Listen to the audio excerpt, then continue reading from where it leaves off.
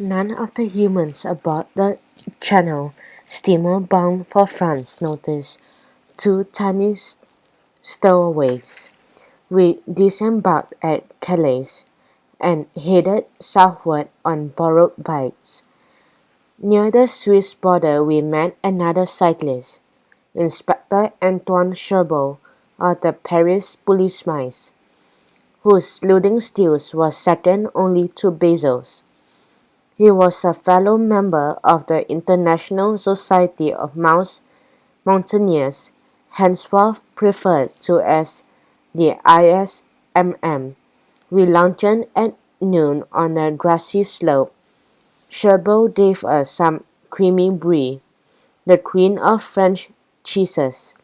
It was so delicious that I fear we starved ourselves. Afterward, I lay back and admired the sky-blue sky. The inspector worked on his weekly newspaper column of mice and music, and Basil unclasped his knife. "I studied the flute in my youth," he remarked, "and shall whittle a flute from this willow wand." "Capital," I said. "It will be welcome change from your violin playing." He had finished the flute by the time we reached Kassadov, a small mouse village cut into cliffside. We registered at a quaint inn, the Englischer Hof, and rested in our rooms. Then we stood on the terrace out by the mountains, all purple and gold in the dusk. The mayor himself interrupted our reverie. "Welcome to Kassadov. I bring a message from our police chief Brunner, who has jailed two British mice. He suspects they belong to Rattigan's gang, but they insist their names are Dixon and Carr." Basil frowned.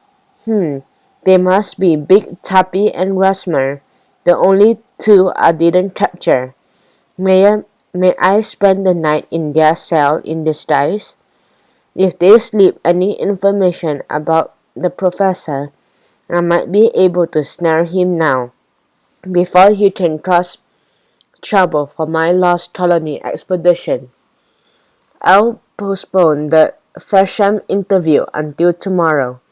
The mayor agreed, and Basil went into the next room. We scarcely recognized the plump gypsy peddler who emerged so perfect was his disguise. At the jail, Chief Brunner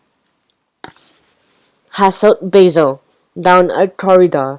He unlocked a cell and gave my friend a push that sent him sprawling to the stone floor. "Pick a smuggler," screamed Brunner, and left.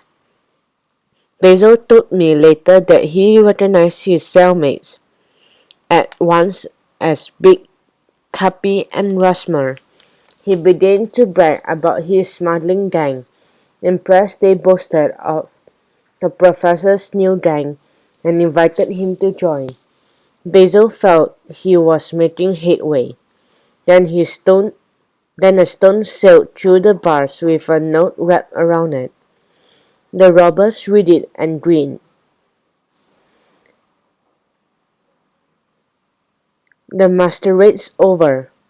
"Basil of Baker Street," said Pig Tuppy. "Rattigan's onto you." "He outsmarted you," said young Rusma. "He's at the Favershams now, asking questions." Tuppy clouted Rasma on the jaw. "Fool, why did you tell him?"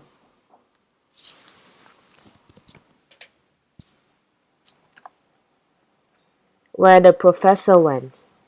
Alarmed, Basil summoned the guard and was released. Together, we left the police station, running rapidly towards the Faversham house. My friend had even stopped to get out of his disguise. Would we be in time? Would the two gentle sisters tell the professor just where they had met the snow mouse? And what if the sisters should refuse to talk? Would the resident harm them?